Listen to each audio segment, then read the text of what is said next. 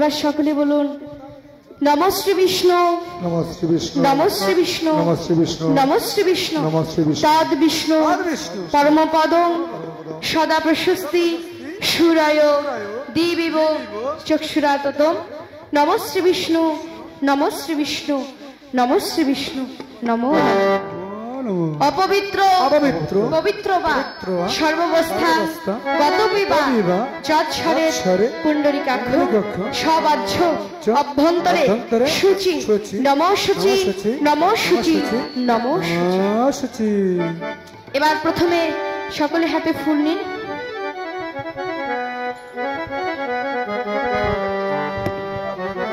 এবার সকলে বলুন এতে সচন্দন গন্ধপুষ্পে পুষ্পাঞ্জলি গুরুবে নমঃ শ্রী গুরুপি দিব্যমানে।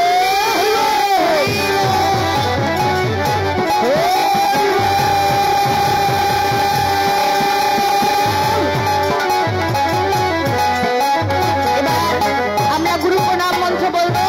অখণ্ড মণ্ডলাকার নাট্যম যেন চরাচর তৎপদং দর্শিতং যেন তস্मै শ্রী গুরুবে শ্রী গুরুবে দিব্যমানং।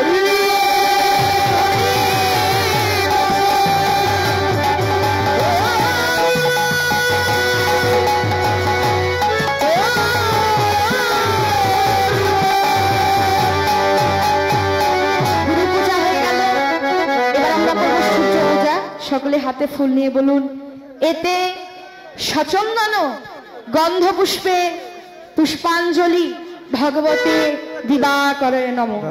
সূর্য হরি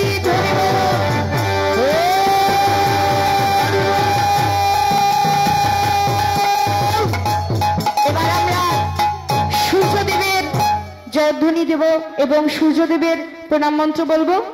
সকলে বলুন ওম জবাকুসুম সংকর্ষণ কাশ্যপম মহাদ্যুতি ধান্তারি সর্বপাপগ্ন প্রণতিরশ্মি দিবাকর সূর্যবিন্দে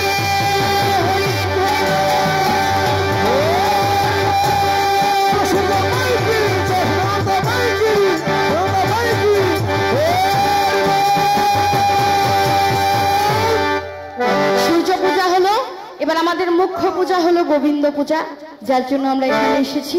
সকলে হাতে ফুল নেবেন। যাদের হাতে ফুল তুলসী নেই মনোফুল তুলসী গোবিন্দের চরণে অর্ঘ্য দেবেন। সকলে বলুন এতে সচন্দন গন্ধ পুষ্পে পুষ্পাঞ্জলি গোবিন্দায় নমঃ। রাধা কৃষ্ণ প্রিয় দিব্যানন্দে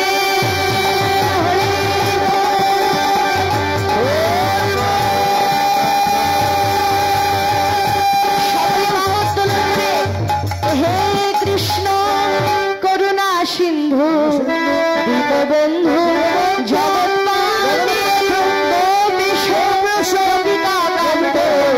রাধা রাধা কৃষ্ণ প্রীতি প্রেমানন্দে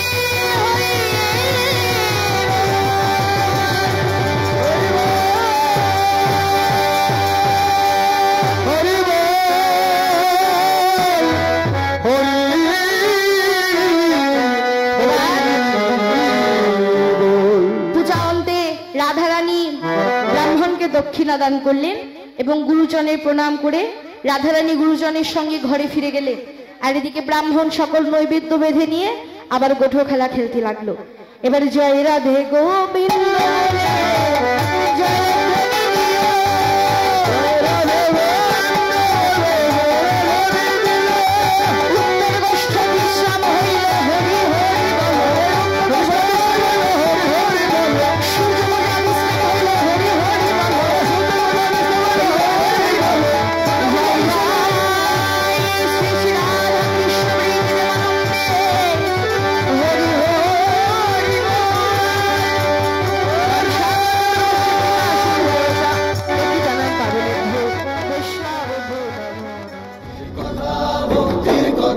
জন্ম